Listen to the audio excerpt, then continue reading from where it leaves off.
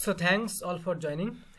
Tonight we are going to learn the main poem Tintern Abbey, written by William Wordsworth, and this poem is included or added in your syllabus.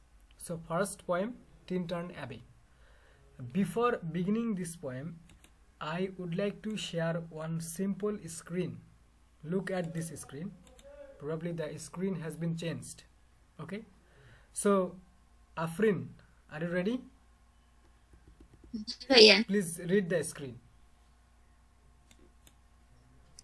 1770 to 1793, 1798, 1850. The poem falls into three parts: the description of natural scenery, the poet's philosophy of nature, addressed to his sister Dorothy. A few terms: autobiographical elements, poetic diction, healing power of nature, pantheism, mysticism. Thanks, Captain. So there are a few words containing so much information about this poem. So first date 1770, that means William Wordsworth, he was born in 1770. The last date 1850, he died in 1850, William Wordsworth. And 1793, regarding 1793 and 1798, this is the poem Tintern Abbey. Actually Tintern Abbey means church or monastery place. What is monastery place? Monastery place is a place where the monk and nun live. Where the monk and nun live. অর্থাৎ খ্রিস্টান রিলিজনের যারা মনক এবং নান, যারা সাধু সন্ন্যাসী, ধর্মীয় গুরু এবং যারা সেন্ট, তাদের বসবাসের জন্য একটা পারফেক্ট ঘর, একটা ধর্মীয় ঘর, উপাসনালয়। যেমন আমাদের পাহাড়পুরে আছে পাহাড়পুর বৌদ্ধবিহার, এটার বয়স প্রায় 1200 বছর পার হয়ে গেছে। এটা বৌদ্ধ ধর্মের ধর্মীয় চর্চা হয়তো এখানে এই পাহাড়পুরে, নাটোরে। যাই হোক, তো এই অ্যাবে শব্দের অর্থ হচ্ছে কি একটা মনস্টারি প্লেস অথবা church.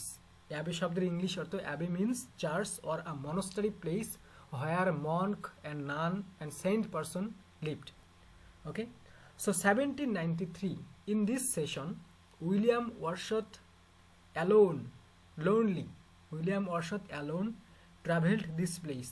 This is a beautiful place surrounded by landscape. Landscape কাকে বলা হয়?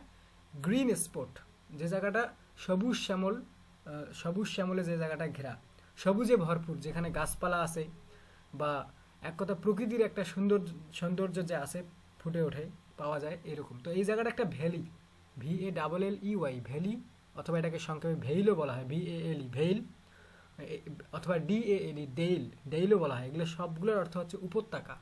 উপত্যকা কাকে বলে? What is valley? Valley is a place between two mountain. দুইটা পাহাড়ের মাঝখানে যে জায়গাটা, এটাকে বলা হয় উপত্যকা, পাহাড়ের উপত্যকা, ইংরেজিতে বলা হয় ভ্যালি। তো Tintern Abbey is a actually valley situated the river WYE, Wye একটা নদীর নাম, এই নদীর তীরে on the bank of the river Wye. This অবশ্যই নদী ইংল্যান্ডে অবস্থিত, যেহেতু ইংল্যান্ডের পয়েট। তো এই on the bank of the river Wye the greenery place Tintern Abbey is situated. But this abbey is not a new abbey, or this abbey is not a continuous abbey. That means this is the construction of an old abbey. একটা পুরাতন অ্যাবের ধ্বংস অবশেষ। যেমন আমাদের দেশে রাজবাড়িগুলো দেখা যায়, যেগুলো আজ থেকে 500 বছর আগে, 600 বছর আগে বা 1000 বছর আগে যেই সমস্ত রয়্যাল প্যালেস, রাজবাড়ি তৈরি হয়েছিল, তার ধ্বংস অবশেষগুলো আমাদের হেরিটেজ হিসেবে, অথবা a part of our tradition, a part of our heritage, আমাদের ঐতিহ্যের একটা অংশ হিসেবে আমাদের দেশে যেমন অনেক রয়্যাল প্যালেসের যে ধ্বংস অবশেষ রয়েছে, ঠিক এরকম একটা জায়গা হচ্ছে অ্যাবে, যেখানে উইলিয়াম ওয়ার্ডসওয়ার্থ কবি নিজেই হি ট্রাভেলড ইন 1793। সে 1793 সালে কবি একাই এই ওয়াই নদীর তীরে, যে টিনটার্ন অ্যাবে নামক একটা উপত্যকা, পাহাড়ি উপত্যকা, একটা সবুজ শ্যামল ঘেরা একটা জায়গা, এখানে তিনি ঘুরতে গিয়েছিলেন। যেমন আমাদের সিলেটে অনেকেই ঘুরতে যায় ঝর্ণা দেখার জন্য, তো এই জায়গাতেও ঝর্ণা রয়েছে। ঝর্ণার ইংরেজি আমরা কি জানি? ফাউন্টেন, অথবা কি জানি? স্প্রিং, অথবা ক্যাটারাক্ট। ক্যাটারাক্ট বলা হয়, CATARACT, ক্যাটারাক্ট। এই কবিতায় এই ক্যাটারাক্ট শব্দটা আমরা পাবো। এগুলো হচ্ছে ঝর্ণার ইংরেজি। ঝর্ণার পাশাপাশি ছোট ছোট ছোট ছোট নহর পাওয়া যায়, অর্থাৎ ঝর্ণার পানিগুলো যখন পড়ে উপর থেকে পাহাড়ের, from the peak of the mountain, পাহাড়ের উপর থেকে যখন ঝর্ণার পানি পড়ে, তো এই পানিগুলো যে আঁকা বাঁকা পথে যখন প্রবাহিত হয়ে যায়, যেই পথে প্রবাহিত হয়ে যায়, এগুলো হচ্ছে নহর। এগুলোকে নহর বলা হয়, এগুলোকে স্ট্রিপ বলা হয়, বা এগুলোকে কখনো কি বলা হয়, স্ট্রিম বলা হয়, STREAM, স্ট্রিম, অর্থাৎ ছোট ছোট নহর, আঁকা বাঁকা পথ, যেখানে মনে করো যে পাহাড়ের ফরেস্টের ভিতর দিয়ে বা উডসের ভিতর দিয়ে এই ধরনের কিন্তু নহর থাকেই। তো এইরকম বোঝাতে চাচ্ছি যে একটা খুব সুন্দর একটা ন্যাচারাল পরিবেশ, এরকম একটা পরিবেশে ঘুরতে গিয়েছিলেন উইলিয়াম ওয়ারশথ, প্রকৃতিতে ঘুরতে গিয়েছিলেন। কত সালে? 1793। জায়গাটা ওয়াই নদীর তীরে অবস্থিত। So William Wordsworth travelled the bank of the river Wye in 1793, and during that time he traveled alone. And he enjoyed the beautiful natural scenery of the bank of the river Wye and the beautiful place Tintern Abbey. And he was fascinated by the naked beauty of nature. যখন প্রকৃতির ক্ষেত্রে naked শব্দ ব্যবহার করা হয়, NAKED, naked, অথবা nude, NUDE, nude, এর মানে উলঙ্গ নয় বা বিবস্ত্র নয়, এর মানে হচ্ছে বেয়ার নেচার, অর্থাৎ খোলা প্রকৃতি। ঠিক আছে, খোলা প্রকৃতি, প্রকৃতির যে খোলামেলা সৌন্দর্য, এটাকেই কবিরা ন্যাকিড বিউটি বলা হয়, the naked beauty or the naked scenery of the nature. So William Wordsworth, when he traveled in 1793 the bank of the river Wye in Tintern Abbey, he was fascinated by the beautiful natural scenery of that place. Okay, he was fascinated, he was impressed, because William Wordsworth, he was interested in nature deeply, and he is called the poet of nature. And it is his quality, chief quality, love for nature, worship for nature, praise for the beauty of nature, both internal and external beauty of nature. এটা তার অভ্যাস। But 5 years later, William Wordsworth again visited the place Tintern Abbey on the bank of the river Wye, and the session was 1798. ওকে, 1798 সালে দ্বিতীয়বার তিনি ওই Tintern Abbey, bank of the river Wye, দ্বিতীয়বার তিনি এই জায়গাটাতে ট্রাভেল করেন William Wordsworth. But in the second travel William Wordsworth is not alone, but he is accompanied by his sister Dorothy. তার ফুল নাম হচ্ছে William Dorothy, DOROTHY, Dorothy. So William Dorothy is the sister of William Wordsworth. William Dorothy is the sister of William Wordsworth. So William Dorothy, the sister of the poet, accompanied him during his second tour, during his second journey, during his second visit to the bank of the river Wye, situated beside the Tintern Abbey. Okay, এই কথা। তো the distance, the gap between two visits or two journeys or two tours is actually 5 years. Okay, 5 বছর। দুই ট্রাভেলের মধ্যে বা দুই ভ্রমণের মধ্যে উইলিয়াম ওয়ারশথের গ্যাপ হচ্ছে 5 বছর। ওকে, 5 বছর। তো 1793 সালের পর তিনি 1798 সালে ওয়াই নদীর তীরে আবার তার বোনকে নিয়ে ঘুরতে এসেছে, প্রকৃতির সিনারি দেখতে এসেছে। এখন তিনি কিন্তু 1793-তে এসে যেই জিনিসগুলো এই প্রকৃতিতে দেখেছিলেন, অর্থাৎ এই ওয়াই নদীর তীরে যেই ন্যাচারাল সিনারি দেখেছিলেন বা যা দেখেছিলেন, flowing water, blowing water, mountain, fountain, valley, landscape, meadow, fruits, the trees of fruits and different kind of trees, the sycamore trees, I mean the biggest tree, everything he enjoyed in his first visit to this place. And the same place is visited by him in 1798 along with his sister, and he was accompanied by his sister. এখন দেখো, প্রথমবারের সফরে যেই জিনিসগুলো তিনি দেখে গেছেন, ওই জিনিসগুলো কিন্তু তার অভ্যাস অনুযায়ী সে তার ডিপ্রেশনে, ফ্রাস্ট্রেশনে, একাকিত্বে এই জায়গাগুলোর চিত্র কিন্তু তার হৃদয়ে ভেসে উঠেছিল। এটা কিন্তু উইলিয়াম ওয়ারশথের একটা কল্পনা যে প্রকৃতি মানুষকে কি দিতে পারে, হিলিং পাওয়ার অফ নেচার। প্রকৃতি মানুষের মনকে দুনিয়ার দুঃখ কষ্ট থেকে বা পার্থিব জীবনের ব্যথা থেকে, গ্লানি থেকে, ক্লান্তি থেকে কিছু সময়ের জন্য হলেও রিলিফ দিতে পারে। এটা হচ্ছে উইলিয়াম ওয়ারশথের ভিউ অফ নেচার, এটাকে বলা হয় healing power of nature.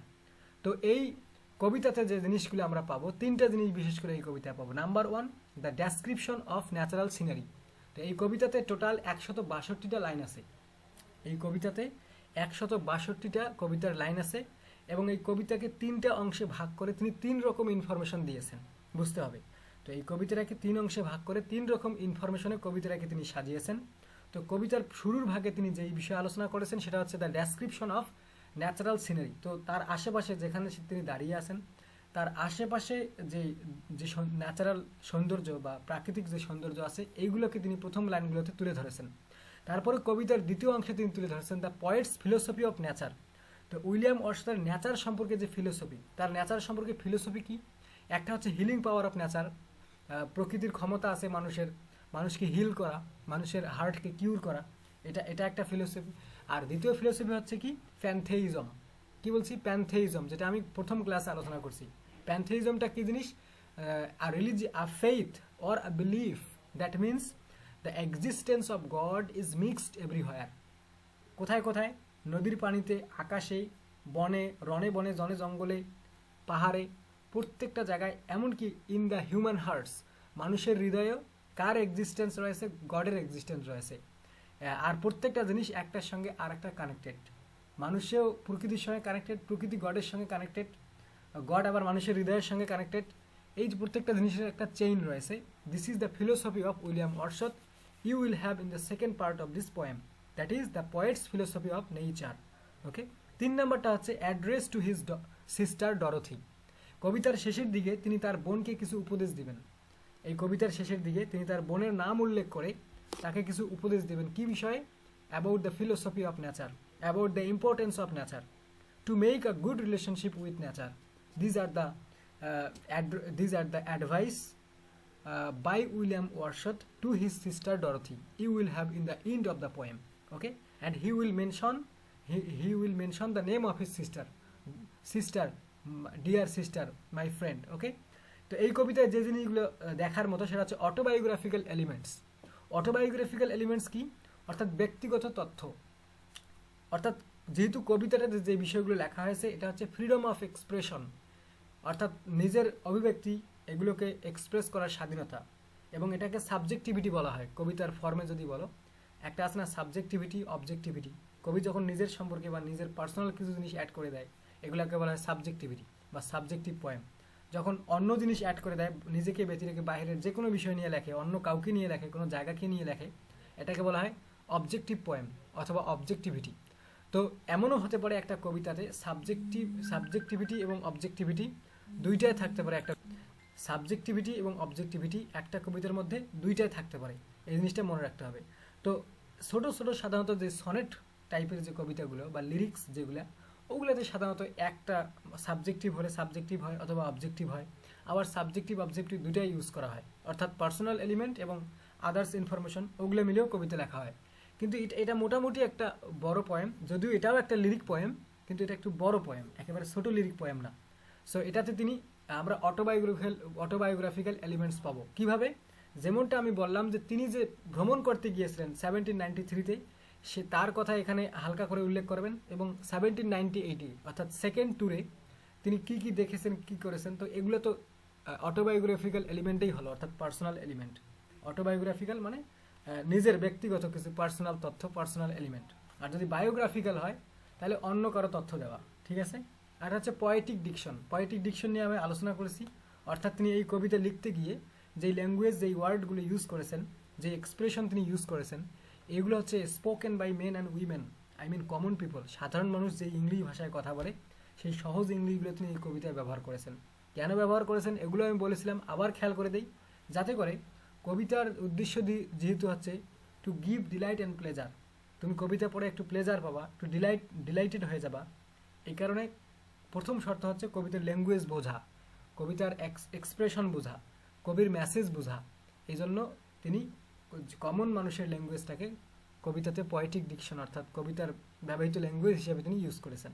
Healing power of nature এটা তোমরা অলরেডি জানো, প্যানথেইজম অলরেডি জানো, কিন্তু মিস্টিসিজম সম্পর্কে দুটি কথা বলে দিতে চাই, কারণ মিস্টিসিজমে তুমি একটু প্যাচ লাগাই দিতে পারো। তো শব্দ হচ্ছে তিনটা, একটা হচ্ছে ন্যাচারালিজম, একটা হচ্ছে সুপার ন্যাচারালিজম, আর একটা হচ্ছে মিস্টিসিজম। আমরা জানি উইলিয়াম ওয়ার্ডসওয়ার্থের কবিতায় তেমন সুপার ন্যাচারালিজম নেই। সুপার ন্যাচারালিজমের জন্য স্পেশালিস্ট হচ্ছে এস.টি. কলরিজ। কুবলা খানে আমরা দেখেছি, the rime of the ancient মেরিনারে আমরা দেখেছি। The use of supernatural elements. Okay, কিন্তু উইলিয়াম ওয়ার্ডসওয়ার্থের কবিতায় আমরা ন্যাচারাল এলিমেন্ট তো অফকোর্স পাবো, ন্যাচারালিজম পাবো, তারপরে আমরা মিস্টিসিজম পাবো। Mysticism is related to the religion. মিস্টিসিজমটা কার সঙ্গে সম্পর্কিত? ধর্মের সঙ্গে সম্পর্কিত, অর্থাৎ এখানে গডের কথা চলে আসবে, এখানে ইটার্নাল লাইফের কথা চলে আসবে, এখানে মৃত্যুর কথা চলে আসবে, অর্থাৎ মৃত্যুর পরবর্তী লাইফ, এবং এখানে এমন একটা বন্ড, অর্থাৎ bondage between human and god, মানুষ এবং গডের মধ্যে যে একটা সম্পর্ক, ইন্টারনাল সম্পর্ক, অভ্যন্তরীণ একটা সম্পর্ক, এইগুলো বিষয় নিয়ে যেখানে কথা বলা হবে, ধর্মীয় বিষয় বা ধর্মীয় টাচ বা গড সম্পর্কে যেখানে কথা বলা হবে, এইগুলাকে বলা হচ্ছে মিস্টিসিজম। মনে থাকবে তো? এইগুলো যদি থাকে তাহলে বলতে পারবো যে মিস্টিক এলিমেন্টস, অর্থাৎ মিস্টিক এলিমেন্টস এই কবিতায় আছে। তো যেহেতু এখানে প্যান্থেইজমের কথা বলা হচ্ছে কবিতায়, উইলিয়াম ওয়ার্ডসওয়ার্থ যেহেতু প্যান্থেইজমে বিশ্বাসী, তো প্যান্থেইজম মিস্টিসিজমের মধ্যে পড়ে যায়। কিভাবে? কারণ উইলিয়াম ওয়ার্ডসওয়ার্থ বলবে, I spirit that impels all thinking things and all objects of all thought and rolls through all things। এই কবিতাতে আমরা এই লাইনগুলো পাবো, অর্থাৎ একটা স্পিরিট, যে স্পিরিট হচ্ছে গডের অস্তিত্ব, যেটা প্রত্যেকটা জিনিসের মধ্যেই রয়েছে, প্রত্যেকটা চিন্তা করার বিষয়ের মধ্যে রয়েছে, মানুষের হৃদয়ে রয়েছে। তো এটা হচ্ছে দ্য এক্সিস্টেন্স অফ গড। তাহলে এটা মিস্টিসিজমে পড়লো না? তো এই কবিতাতে তোমরা মিস্টিসিজমও পেয়ে যাবা। তো এগুলো জানা জরুরি ছিল। আর এই কবিতার ফুল নাম কিন্তু টিনটার্ন অ্যাবে নয়। কবিতার ফুল নাম কি? এটা তোমাদের বইয়ে দেওয়া আছে, যে আমি বইয়ে দেখে বলতেছি। পুরা নাম হচ্ছে কবিতার composed a few above Tintern Abbey on revisiting the banks of the Wye during a tour July 13, 1798। তিনি জুলাই মাসে কিন্তু দ্বিতীয় ট্যুরে গিয়েছিলেন। কোথায় গিয়েছিলেন রে? Bank of the river, Wye নদীর তীরে। The bank of the Wye মানে নদীর নাম, Wye river, during a tour, একটা সফরের সময়। সেটা কবে? 13th জুলাই 1798, তাহলে 13ই জুলাই 1998 সালে। এবং তিনি কিন্তু ওখানে বসে কবিতা লিখেননি, এটা মনে রাখতে হবে। তাহলে টিনটার্ন অ্যাবে থেকে একটু দূরে একটা জায়গায়, যে ঘরে তিনি অবস্থান করেছিলেন, আমরা যে পিকনিক স্পট বা যে ট্যুরিস্ট যে জায়গাগুলো আছে, এগুলোতে কিন্তু থাকার ঘর থাকে না। কোথায় থাকে? ওখান থেকে 1 কিলোমিটার দূরে বা হাফ কিলোমিটার দূরে বা 2 কিলোমিটার দূরে যে হোটেল থাকে বা আবাসিক হোটেল বা মোটেল যেটাই থাকে, ওগুলোতে কিন্তু যারা ভিজিটার্স বা যারা সাপোর্ট যারা করতে যায়, তারা ওইগুলোতে অবস্থান করে সকালবেলা আবার ঘুরতে যায়, দেখতে যায়। এটা আমরা বাস্তব জীবন থেকে বুঝতে পারি। বেকুফ আদমি, শোনা যাচ্ছে আমার কথা? আমার কথা শোনা যাচ্ছে ইনজামানুল? ভাইয়া একটু প্রবলেম হয়েছিল। আমি কল দিছিল মোবাইল দিয়ে কানেক্ট করছি, ওয়াইফাই গুল্লি মারি। যাই হোক, তো এই যে তথ্যগুলো দিলাম সবগুলো তথ্যই গুরুত্বপূর্ণ। এই জন্য তিনি কবিতার নাম লিখছেন যে composed a few above Tintern Abbey on revisiting the banks of the Wye during a tour July 13, 1798। বুঝতে পারছো? তো তিনি যেই হোস্টেলে বা যেখানে অবস্থান করেছিলেন সেখানে বসে তিনি কবিতা লিখেছেন, অর্থাৎ টিনটার্ন অ্যাবে থেকে একটু দূরে বসে লিখেছিলেন ওটাকে ভিজিট করার পর। অর্থাৎ তিনি, তার কবিতা লেখার শর্তই কি? থার্ড ইয়ারে আমরা পড়বো। তার কবিতা লেখার শর্ত হচ্ছে প্রথমে একটা জিনিসকে দেখা, সেই জিনিসটাকে অনুভূতিতে নিয়ে আসা, তারপর ওই জিনিসটাকে কল্পনা বানিয়ে তারপর কবিতা লেখা। এই জন্য তো তিনি বলছেন যে spontaneous overflow of powerful feelings.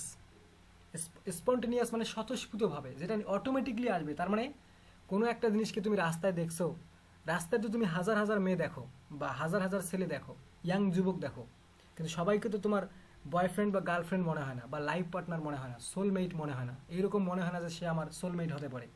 হাজার হাজার ছেলে বা মেয়ের মধ্যে একজনকে মনে ধরে যে তোমার কল্পনায় আসে। তোমার কখন? তোমার একাকিত্বের সময় স্পন্টেনিয়াসলি আসে, স্বতঃস্ফূর্তভাবে, অটোমেটিকলি আসে, তাকে মনে করতে হয় না, সে নিজেই চলে আসে। এইরকম ফিলিংসের প্রভাবে যেই জিনিসটা আসে সেটা হচ্ছে কবিতা। Poetry is the spontaneous overflow of powerful feelings that comes during your tranquillity. Tranquillity মানে হচ্ছে কোয়াইটনেস, নীরবতা, সাইলেন্ট মুড, এইরকম সময়। এটা হচ্ছে তার কবিতা কম্পোজিশনের শর্ত। উইলিয়াম ওয়ার্ডসওয়ার্থ, তার কাছে এটা পার্সোনাল আর কি ডেফিনেশন। কারণ কবিতার তো যতগুলো কবি ততগুলো অলমোস্ট ডেফিনেশন, কবিতার ডেফিনেশনের শেষ নেই। বুঝতে পারছো? যেমন লাভের ডেফিনেশনের কোনো শেষ নেই, যতজন প্রেমিক ততজন লাভের ডেফিনেশন, যার কাছে লাভ যেরকম। যেমন জীবন কি জিনিস, what is the definition of life. Life যে যেভাবে এনজয় করে, জীবন যেখানে যেমন, সে সেভাবে লাইফকে ডিফাইন করে। তো লাইফ, লাভ বা যেটা বললাম এখন, তো পোয়েট্রি এগুলোর ক্ষেত্রে ব্যক্তি স্বাধীনতা থাকে ডেফিনেশন দেওয়ার জন্য, বুঝতে পারছো এটা। তো এই জিনিসগুলো আমরা এই কবিতাতে পাবো আমরা। তো এতটুকু তথ্য দেওয়া খুবই জরুরি ছিল, দ্যাটস ওয়াই এই তথ্যগুলো দিলাম, যে তথ্যগুলো আমি গত ক্লাসে দিইনি। So let's read the main poem. তো আমি তোমাদেরকে পড়ে শোনাচ্ছি, কারণ মানে তোমাদেরকে পড়তে দিলে টাইম হবে না, ঠিক আছে। তো আমি একটু পড়ি, এটা হচ্ছে প্রথম কবিতার শুরুর দিকে, বুঝতে পারছো। তো 5 years have passed, মনোযোগ দিয়ে শোনো। 5 years have passed, 5 summers with the length of 5 long winters, and again I hear these waters rolling from their mountain springs with a soft inland murmur. Once again do I behold these steep and lofty cliffs that one a while... জি বলেন। Screen change হয় নাই। কি বলে, হাসায় কি change হয় নাই নাকি? হয়েছে ভাইয়া, না হয়েছে, ওর চেঞ্জ হয় নাই, শুধু নেটওয়ার্ক প্রবলেম হলে একটু এরকম হয়, বুঝতে পারছো। তারপরে ট্রাই করো, দেখো চলে আসবে, ঠিক আছে। দেখো, তো বলতেছে যে that one a wild secluded scene impress thoughts of more deep seclusion and connect the landscape with the quiet of the sky. The day is come when I again repose here under this dark sycamore and view these plots of cottage ground, these orchard turfs, which at this season, with their unripe fruits, are clad in one green hue, and lost themselves mid groves and copses. Once again I see these haze rows, hardly haze rows, little lines of sportive wood run wild, these pastoral farms green to the very door, and wreaths of smoke sent up in silence from among the trees, with some uncertain notice, as might seem of vagrant dwellers in the houseless woods, or of some hermit's cave, where by his fire the hermit sits alone. So let me explain the poem. তো বলেছে কি, কবিতার শুরুর দিকে আমরা কি পাবো রে, ন্যাচারাল ডেসক্রিপশন পাবো, অর্থাৎ প্রকৃতিতে তিনি কি দেখলেন, দ্বিতীয়বার সফরে এসে কি দেখলেন এবং তার এক্সপ্রেশনটা কি, এটা তিনি বলতেছেন। দেখো, কবি শুরুই করছেন এভাবে, 5 years have passed, 5 বছর অতিবাহিত হয়ে গেছে। 5 years have passed, 5 বছর অতিবাহিত হয়ে গেছে। 5 summers, 5টা সামার, 5 বছরে 5টা সামার হয়, কবির এক্সপ্রেশনে তো এরকম হয়। তো 5 years have passed, 5 summers with the length of 5 long winters, তাহলে 5 বছরে 5টা সামার, 5টা উইন্টার, 5টা স্প্রিং, এটা আমরা সবাই জানি। তো তার কবি হিসাবে তার এক্সপ্রেশনটা এরকম যে 5 বছর অতিবাহিত হয়ে গেছে, দীর্ঘ 5 শীতকাল এবং গ্রীষ্মকাল অতিবাহিত হয়ে গেছে। তারপর তিনি বলছে অ্যান্ড এগেন আই হিয়ার, এবং আবার আমি শুনতেছি, অর্থাৎ 5 বছর পর দ্বিতীয়বার সফরে আমি আবার শুনতেছি, অ্যান্ড এগেন আই হিয়ার, এবং আমি আবার শুনতেছি দিজ ওয়াটার্স, এই একই পানিগুলো, কোনগুলো পানি, rolling from their mountain springs, mountain springs মানে অর্থাৎ ফাউন্টেন, মাউন্টেন স্প্রিংস মানে ফাউন্টেন অর্থাৎ ঝর্ণা, পাহাড়ের একেবারে উপত্যকা থেকে যে ঝর্ণার পানিগুলো ঝরে পড়তেছে, ঝরে পড়ার যে একটা শব্দ আছে, এগুলো আমি শুনতেছি।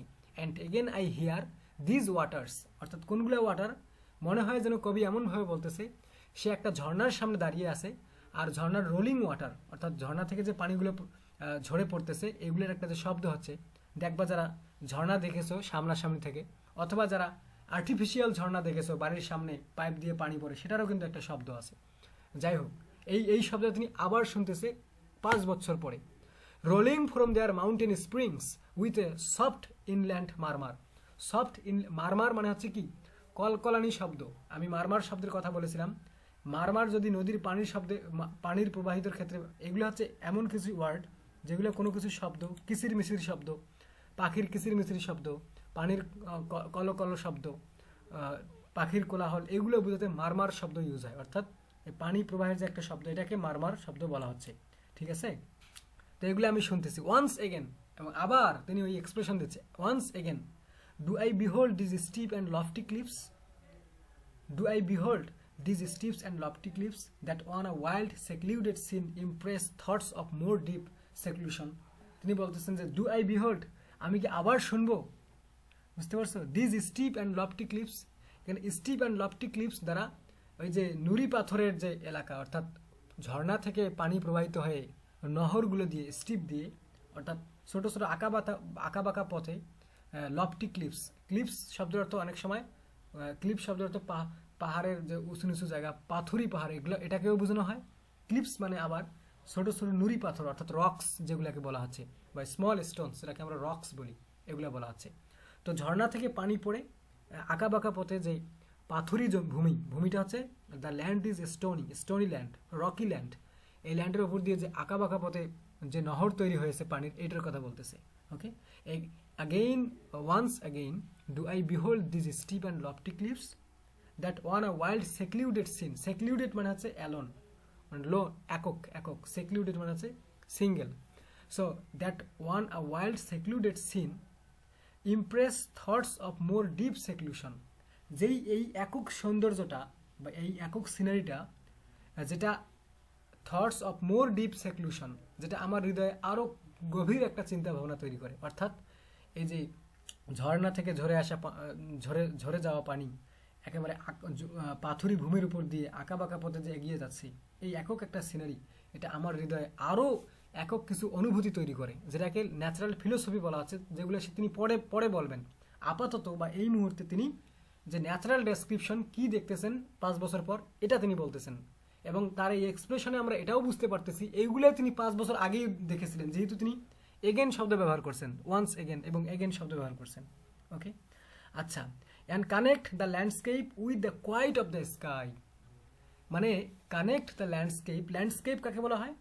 যে একটা গ্রিন ল্যান্ড, সবুজ ল্যান্ড, যেই ভূমিটা চতুর্দিক দিয়ে সবুজ শ্যামল গাছপালা দিয়ে ঘেরা।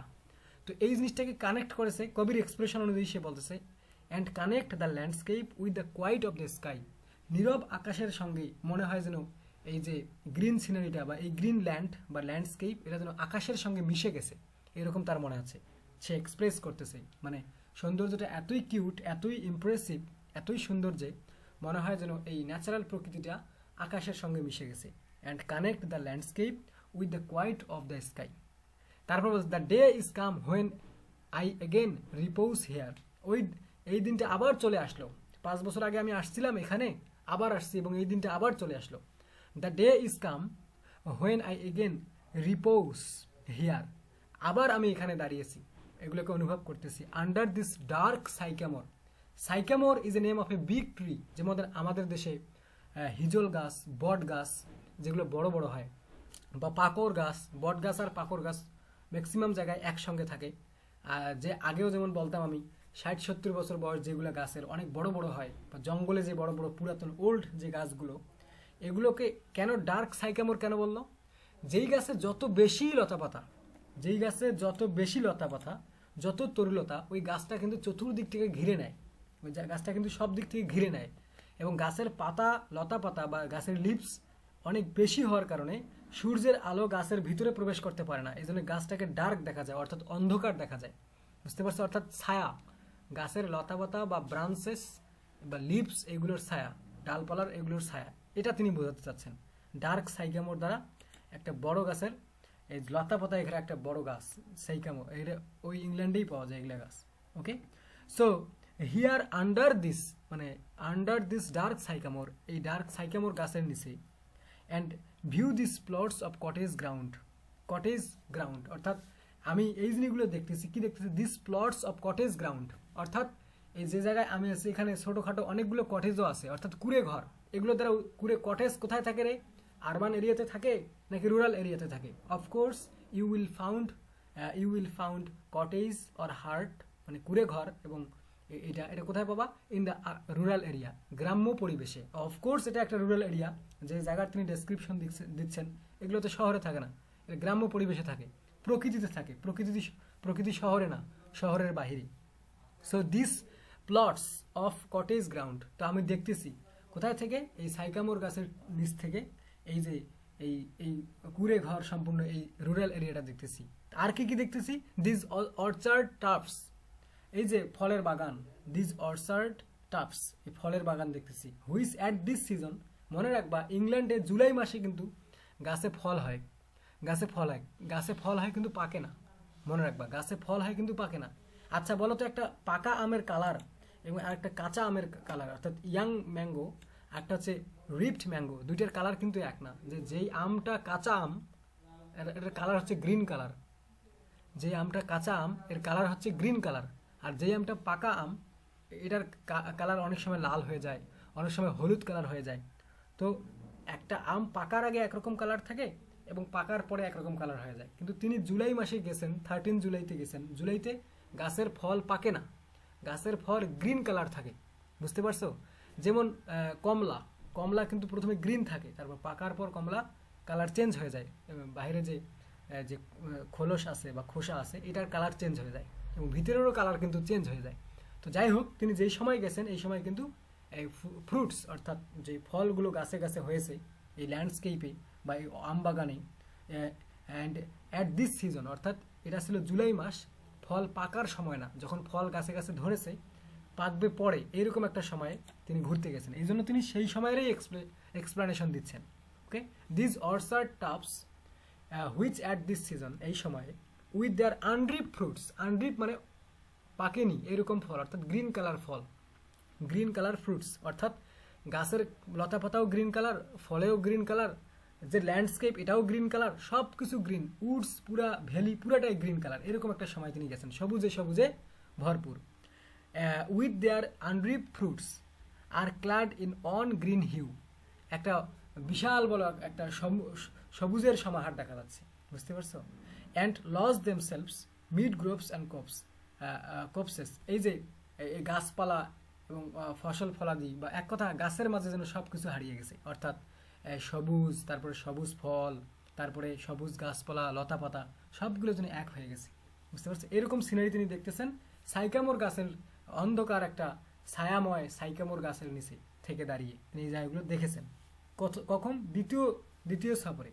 তারপর তিনি আবার ওয়ান্স অ্যাগেন, আবার আমার দেখার সুযোগ হচ্ছে, I see this hedge rose, hardly hedge rows, অর্থাৎ সারি সারি করে যে কিছু গাছ হয় না, যেমন ধরো আমাদের কাছে আমাদের দেশে সিম চাষ করা হয়, টমেটো চাষ করা হয়, বা আলু চাষ করা হয়। কিভাবে করা হয়? র আকারে, সারি আকারে, অর্থাৎ লাইন লাইন করে লম্বা লম্বা করে এগুলোকে কিন্তু চাষ করা হয়। তো এই টাইপেরও যে এগ্রিকালচারাল যে সমস্ত ভেজিটেবল আছে ওগুলোর কথা তিনি বলতেছেন।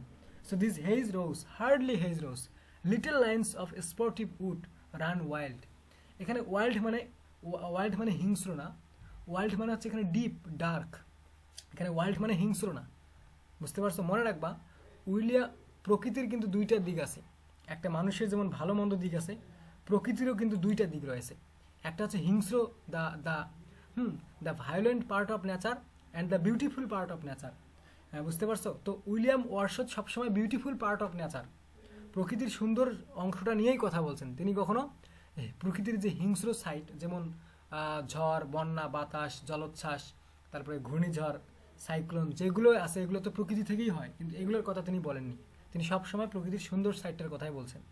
তো তিনি বলতেছেন, these hedge rose, hardly hedge rose, little lines of sportive wood run wild. তো এই যে উড, যেখানে তিনি যে ভ্যালিতে দাঁড়িয়েছেন, যে পাহাড়ি মাউন্টেনাস এলাকা, নদী আছে, ঝর্ণা আছে, তার ছোট বড় পাহাড় আছে, পাথুরি ভূমি আছে, গ্রিন ভূমি আছে, এরকম জায়গা দাঁড়িয়েছেন যে এই যে ছোট ছোট লাইনগুলো, বিভিন্ন ভেজিটেবলের যে চারাগুলো, এগুলো সারি সারিভাবে ছোট ছোট সারি সারি আকারে এরকম করে কৃষকরা চাষাবাদ করেছে। এই জিনিসগুলো ইন্ডিকেট করে যে এগুলো হচ্ছে pastoral elements. These pastoral farms, pastoral মানে গ্রাম্য, প্যাস্টোরাল মানে গ্রাম্য অর্থাৎ রুরাল, এগুলো হচ্ছে প্যাস্টোরাল ফার্মস। বুঝতে পারছো? Green to the very door, এবং প্রত্যেকটা জিনিসই green. And wreath of smoke set up in silence from among the trees. আর তিনি বলতেছেন এই যে নীরব কি করতেছে, যে wreath of smoke set up, মানে স্মোক মানে কি রে? ধোয়া, ধোয়া, স্মোক মানে হচ্ছে ধোয়া, ধোয়া আসতেছে, ধোয়া যেন মানে গাছপালার, ফ্রম আমাং দ্য ট্রিস, অর্থাৎ ফ্রম দ্য উড, অর্থাৎ ফ্রম দ্য ফরেস্ট, জঙ্গল থেকে বা গাছপালাময় এরকম তরুলতাময় জায়গা থেকে নীরবে ধোয়া উড়ে আসতেছে। বন্ত নীরব, silent, in silence, from among the trees, গাছপালার মাঝ থেকে, যেখানে তিনি ব্যাখ্যা দিচ্ছেন এটার মাঝ থেকে কি আসতেছে? ধোয়া উড়ে আসতেছে। এবার প্রশ্ন হচ্ছে ধোয়া কোথায় থেকে আসতেছে, তার কথা বলতেছে। দেখো, উইথ সাম আনসার্টেন নোটিস, কিছু অনির্দিষ্ট বা অনিশ্চিত কিছু দিক নির্দেশনা দিয়ে ধোয়া উড়ে আসতেছে গাছপালার মাঝ থেকে, উপর দিয়ে ধোয়া আসতেছে। এটা কিসের ধোয়া? As might seem of vagrant dwellers in the houseless wood. দেখো হাউসলেস উড, উড মানে হচ্ছে তোমরা জানো ফরেস্ট বা উডস যখন ব্যবহার করা হয় গাছপালা বোঝানো হয়, অর্থাৎ জঙ্গলে তো আর গাছপালা হয় না বা বনে কোনো গাছপালা হয় না। বনে যদি গাছপালা না হয়, সরি মানে উল্টে বললাম, বনে কিন্তু কোনো ঘর বাড়ি হয় না, গাছপালা হয়, বুঝতে পারছো? এটা একটা গ্রিন স্পট। তো এখানে যদি কেউ ডুয়েলার্স থাকে অর্থাৎ বসবাসকারী থাকে, তারা কারা হয়? তারা হাউসলেস হয়, ঘরহীন বাড়িহীন। এবং তার কোন ধরনের লোক? এরা হচ্ছে রিলিজিয়াস পারসন, যারা জঙ্গলে বসে মেডিটেশন করে, ধ্যান করে, ধ্যান, তারা হচ্ছে সেন্ট পারসন। মনক, MONK, মনক অথবা নান, সন্ন্যাসিনী, সন্ন্যাসিনী বা সেন্ট অথবা হারমিট, HERMIT, হারমিট মানে হচ্ছে সেন্ট। তো এরা হচ্ছে রিলিজিয়াস পারপাসের কারণে সংসার জীবন ছেড়ে এরা জঙ্গলে গিয়ে এরা জঙ্গলের ডুয়েলার্স হয়ে যায়, যেখানে কোনো ঘর বাড়ি নেই, তারা জঙ্গলে গাছের নিচে তারা ডুয়েলার্স হয়ে কি করে রে? তারা চোখ বন্ধ করে ধ্যান করে। কি জন্য ধ্যান করে? The purpose of their meditation is to connect with God, গডের সঙ্গে একটা ডিপ রিলেশন তৈরি করার জন্য এই হারমিটসরা, এই রিলিজিয়াস পারসনসরা জঙ্গলে গিয়ে বসবাস করে। তো জঙ্গলে যখন তাদের খাওয়া দাওয়ার প্রয়োজন হয়, তখন তারা জঙ্গলে রান্না বান্না করে। এই যখন রান্না বান্না করে অথবা উইন্টারে বা শীতকালে যখন আগুন জ্বালিয়ে তাপ নেওয়ার জন্য ঠান্ডার কারণে, তখন এই আগুনের ধোঁয়াটাই কিন্তু গাছপালার উপর দিয়ে উপরে ওঠে। বুঝে আসছে? এই ধোঁয়ার কথাই কিন্তু কবি বলতেছে যে হঠাৎ নীরব জঙ্গল থেকে ধোঁয়া উঠে আসতেছে গাছপালার মাঝখান থেকে। কিছু দিক নির্দেশনা দিচ্ছে। কি দিক নির্দেশনা? যেইগুলো হচ্ছে যে এখানে ঘরহীন বাড়িহীন যেই সমস্ত ডুয়েলার্স বা বসবাসকারী আছে জঙ্গলে, এরা যে ফায়ার জ্বালিয়েছে। তারপরে দেখো of some hermit's cave. হারমিটস cave মানে হচ্ছে গুহা, CAV, কেভ মানে হচ্ছে গুহা। আর একটা আছে কি ডেন, DEN, ডেন মানেও গুহা।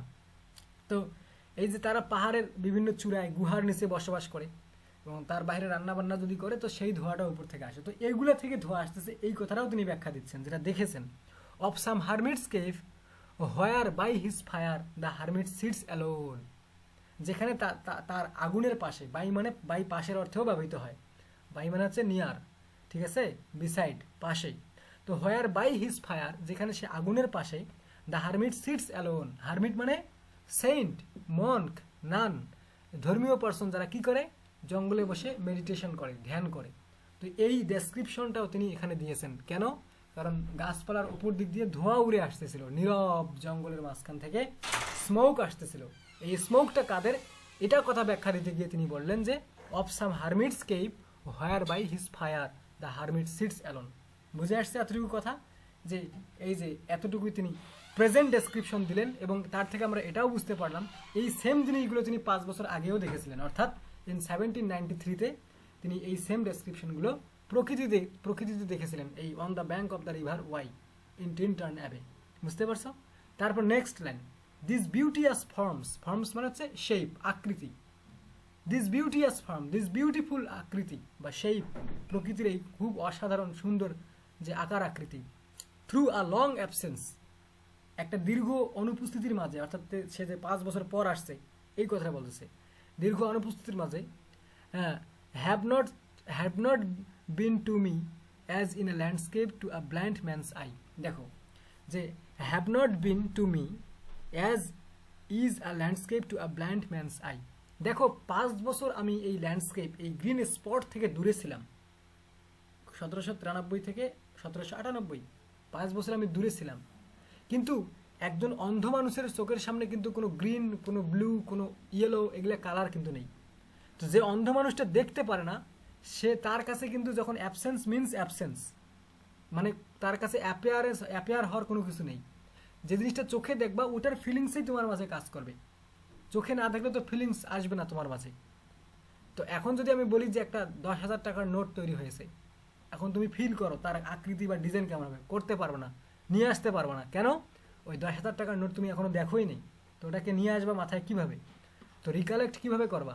তো এই জন্য তিনি বলতেছেন যে দিস বিউটিয়াস ফর্মস, এই অসম্ভব সুন্দর প্রকৃতির সিনারিগুলো, থ্রু আ লং অ্যাবসেন্স, একটা দীর্ঘ অনুপস্থিতির সময়ও, এখান থেকে যে আমি দূরে ছিলাম এই সময়ও, have not been to me, আমার কাছে ছিল না, অ্যাজ, এইরকম, কিরকম, is a landscape to a blind man's eye, একজন অন্ধ মানুষের চোখের সামনে এরকম গ্রিন জায়গাগুলো যেমন অনুপস্থিত মিন্স অনুপস্থিত। তো আমি যে 5 বছর দূরে ছিলাম, কিন্তু আমার থেকে এই জায়গাটা দূরে ছিল না, অর্থাৎ আমার স্মৃতিতে, আমার হৃদয়ে, আমার চোখের সামনে সব সময় এটা ভাসতো, কারণ এটা যে আমি একবার দেখে গেছি এখান থেকে। বুঝতে পারছো এই লাইনের মানে? So this beauteous forms through a long absence have not been to me as is a landscape to a blind man's eye. একজন অন্ধ মানুষের চোখের সামনে এই ল্যান্ডস্কেপটা যেরকম, এরকম আমার কাছে ছিল না। আমি অনুপস্থিতির সময়ও এই জায়গাটাকে অনুভব করতাম, স্মরণ করতাম, এটা আমার চোখের সামনে ভেসে আসতো, এটা তিনি বলেছেন। আচ্ছা, বাট অফট মানে হচ্ছে often, but oft in lonely rooms, একাকিত, এই যে হোয়াটসঅ্যাপ মানে ওই কথা ঘুরে ফিরে। ইন লোনলি রুমস মানে একাকী রুমে, আমার একাকী কক্ষে যখন আমি একাকী বসবাস করতাম এই অ্যাবসেন্সের সময় গত 5 বছরে। But often in lonely rooms and mid the din of towns and cities. Din মানে বিজনেস, ব্যস্ততা। তো during the business of towns and cities, অর্থাৎ শহরের ব্যস্ততম জীবনে, শহরের ব্যস্ততম সময়, শহরের মানুষ তো, লন্ডন সিটির মানুষ তো ব্যস্ত, তারা যার যার কাজে ব্যস্ত, প্রকৃতিতে ঘোরার সময় কোথায়? তো ওয়ার্কশপ বলতেছে আমি যে প্রথমবার দেখে গেছিলাম, এখান থেকে 5 বছর দূরে ছিলাম, কিন্তু ওই 5 বছর আমি এটাকে ভুলে যাইনি অন্ধ মানুষের মতো। অর্থাৎ প্রায় বা মাঝে মাঝে সামটাইমস, যে ব্যস্ততম সময়ের মুহূর্তেও যখন আমি আমার রুমে একাই থাকতাম, তখন এই জিনিসগুলো আমার মাথায় আসতো। I have owed to them, আমি এগুলোর কাছে ঋণী। কেন? কারণ আমি যখন ব্যস্ত ছিলাম গত 5 বছর অনুপস্থিতিতে, এই যে ল্যান্ডস্কেপের যে সিনারিও, যে পিকচার্স, যে ইমেজেস, এগুলো আমার হৃদয়ে ভেসে উঠতো। আমি এগুলো মনে মনে দেখেই শান্তি পাইতাম। এই জন্য আমি I have owed to them, আমি এই প্রকৃতির কাছে আমি ঋণী এক প্রকার। ঠিক আছে? ইন আওয়ার্স অফ ওয়ারিনেস মানে দুশ্চিন্তার সময়, সেন্সেশনস সুইট, অর্থাৎ অনুভূতিটা খুব মিষ্টি। ফেল্ট ইন দ্য ব্লাড, কোথায় অনুভূতি হয়েছে? রক্তে। And felt along the heart, হৃদয়ে অনুভব হয়েছে। এই কারণে আমি এই প্রকৃতির কাছে ঋণী, যে অ্যাবসেন্স, আমি এখান থেকে দূরে ছিলাম কিন্তু অনুপস্থিত, এগুলো আমার সামনে অনুপস্থিত ছিল না। বরংস আমি যখন ব্যস্ততম জীবনে, শহরের ক্রাউড অফ পিপল, এগুলোর মাঝখানে আমি যখন রুমে যখন একা আসতাম, একাকি থাকতাম, লোনলিনেস যখন ফিল করতাম, তখন এই যে 1793 সালে যে এই সিনারিগুলো দেখে গেছি, এগুলো আমাকে অ্যাকম্পানি দিত, সঙ্গ দিত। এবং অনুভূতিটা কি কোন সময় সঙ্গ দিত রে? In hours of ওয়ারিনেস sensation sweet, দুশ্চিন্তার সময়ও আমার অনুভূতিগুলো সুন্দর ছিল, মিষ্টি ছিল, যে আমি অনুভব করেছি। Felt in the blood and felt along the heart, বুঝতে পারছো? তো হৃদয়ে দিয়ে আমি আমার রক্তে অনুভব করেছি এই জায়গার যে প্রেজেন্সটা আমার একাকিত্বের সময়। And passing even into my purer mind, এবং এই জিনিসগুলো আমার খাঁটি হৃদয়কেও স্পর্শ করে গেছে। And passing even into my purer mind with tranquil restoration. Tranquil মানে হচ্ছে কোয়াইট, সাইলেন্স, বুঝতে পারছো? তো কখন? উইথ ট্রাঙ্কুইল রেস্টোরেশন, অর্থাৎ রেস্টোরেশন করা মানে কি?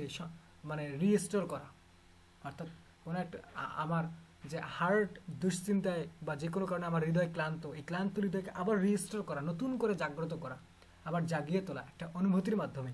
দেখো কত সুন্দর কথা বলতেছে। তো বলতেছে কি? And passing even into my purer mind with tranquil restoration, বুঝতে পারছো? অ্যান্ড ফিলিংস টু, পরের স্ক্রিন শেয়ার করতে হবে। এতটুকু বুঝে আসছে? বলো সবাই, এতটুকু বুঝে আসছে? তার কবিতার ভাষাগুলোই ইজি, বলো। জি ভাই, সহজ লাগছে। আসলেই সহজ আছে, টেনশন করার কোনো কারণ নেই। ঠিক আছে? তারপরে ফিলিংস টু, এই দিক থেকে এর আগের স্লাইড থেকে শব্দ হচ্ছে feelings too. So feelings too of unremembered pleasures such perhaps as have no slight or trivial influence on that best portion of a good man's life, his little, nameless, unremembered acts of kindness and of love, nor less I trust. To them I may have owed another gift of aspect more sublime, that blissed mood in which the burthen of the mystery, in which the heavy and the weary weight of all this unintelligible world is lightened, that serene and blissed mood in which the affections gently lead us on until the breath of this corporeal frame and even the motion of our human blood almost suspended, we are laid asleep in body and become a living soul, while with an eye made quiet by the power of harmony and the deep power of joy, we see into the life of things. If this be but a vain belief. Yet, ah, how oft in darkness and amid the many shapes of joyless daylight, when the fruitful steer, unprofitable, and the favour of the world have hung upon the beatings of my heart, how oft in spirit have I turned to thee, O Sylvian why, thou wanderer through the woods, how often has many spirit turned to thee. যাই হোক, এটা ছিল তোমাদের কবিতা।